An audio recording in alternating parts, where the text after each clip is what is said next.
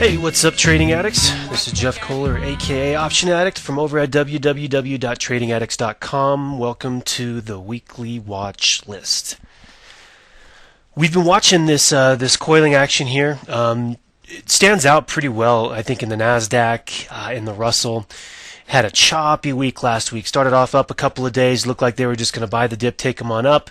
And we had a pretty good rejection of that pattern. Sharp rally ended by a nice little sharp sell-off. All in all, just we're seeing volatility start to slowly creep back into the marketplace. And normally in these kind of circumstances, that's indicative of a market that wants to correct a little bit. I got to tell you, I'm very, very cautious here. Very, very light here, thinking that this easy trend, which has been easy to identify, is under attack right now, and I think the probability of us breaking away from this is a lot higher than it's been in a little while. So, I want to keep things kind of light and tight this week, but I think the probability of a breakdown definitely kind of comes up a notch. The way we closed on Friday, just a couple little things that stood out. Apple's breakdown into the close, just a lot of weakness that's been going on in the commodity market, strength in the dollar, all these things together. The equity markets really shrugged that off for a long time, and I don't know how long that can continue.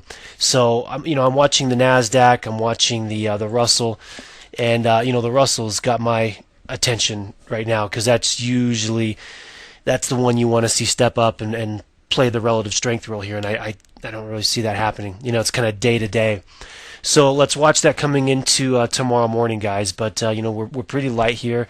If we start to break down, I think we correct a little bit more from here, from where we stand. Probably at least 3 to 5%, if not a little bit more. But we'll be watching that. The McClellan right now is kind of at an even level. And not to mention, it took me a long time to come to a pretty good list of stocks to watch in either direction here. The setups are really thin, and that's usually indicative of a market that's, at least tired, or that it's at least definitely losing momentum, which I think it's obvious that being the case. So I've got a couple of setups here that we'll talk about. These will be on my radar coming into tomorrow, and we'll be watching through the remainder of the week to set up trades. Price patterns, I'll start off with a few. But I really like the look of semiconductors right here. And we'll take that SMH, which you'll see is, even though we've seen a lot of market weakness, it's still up here near highs. And you look at a lot of the stocks, like take Atmel, for example, which is all coiled up here. CAVM, which is a favorite of mine, a definite breakout play if tech stocks are going to strengthen. But take a look at something like an AMD. VECO, VECO, all these stocks are trading up near highs, holding up really well. So if we do see a little bit of market strength early on in the week, I think that's the group, and those are the stocks you probably want to pay closest attention to. Others that I'm watching include VHC, which fundamentally has a great story here. Not to mention, we've also got earnings coming up. Very good technical pattern up here too. I think if it starts to strengthen and turns up off these highs, then you want to buy that breakout. Also like the way casinos held up on Friday, in particular this Melco Crown MPEL, the way that it's just nice little triangle setup here up into earnings, up at the top of its trend, looking really good. Expedia, not a stock that I normally trade all that much, but I'm just watching this little pattern here, the way it's been banging up here against these highs. I think if it takes those out, then your next reference point is going to be back up here towards 52-week highs, a couple of bucks up from here. Lower beta name, good setup, but looks like it'd be a pretty easy source of profit there if it was to work out. FTNT, Fortinet, another stock that's just trading up here, coiling up near highs. I think that's a pattern we want to watch here.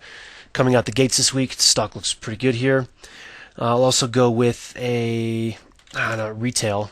Tiffany's been one that's been holding up very, very resilient, holding up really well. That's one that I'm watching here coming into this week. Qualcomm. Just out of all the weekly option setups, this is one that I favor right here. That, and I would include Ford. But as long as it's coiled up inside of this range, if it starts to trade outside of that to the upside, I think you want to buy that, looking for a test of 60, maybe even possibly a breakout.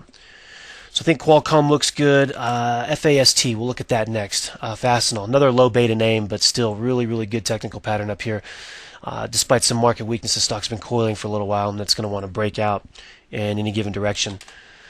BlackRock, I think, looks pretty good. That's a pattern I've largely overlooked, but it looks like it's just coiling, and it's getting pretty darn close here to getting ready to spring free from that. So keep an eye on that BlackRock, and then also like CPWR, which has been coiling for a long, long time.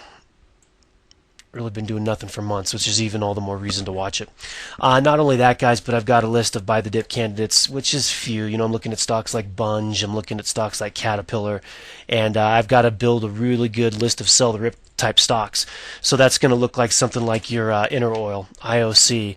That's going to look like something like SFY. Out of the energy patch, you know, stuff that's already in a nice little downward trend. It's got a nice little, maybe a channel to it that's up a little bit, that's not in oversold territory, that's maybe coming off an overbought reading. Those are the kind of stocks that I want to watch this week, or those that have started to top a little bit, like take Alcoa, you know, which to me looks like it's rolling over and getting a little toppy, or take Discover, you know, DFS, which, you know, to me up here, just basing up here near its highs, looks to me like it's just moments away from a correction.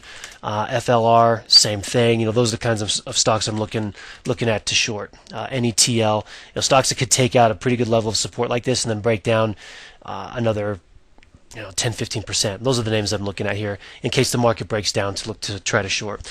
And I've got a decent list of those, so make sure you stop by and visit us.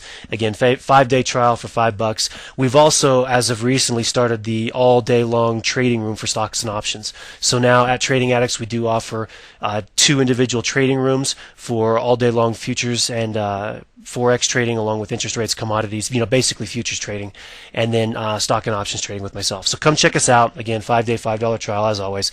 But best to you of yours this week in your trading. This has been the Option Addict. That's been the Watch List. Thanks for watching. Have a profitable week.